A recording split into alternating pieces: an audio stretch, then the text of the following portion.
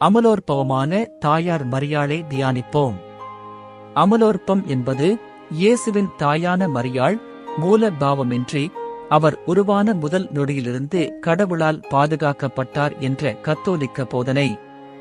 இது மரியாளின் பிறப்பு பற்றியதல்ல, அவர் செயின்ட் அன்னையின் கருவறையில் கருத்தரிக்கப்பட்ட அந்த கணம் பற்றியது.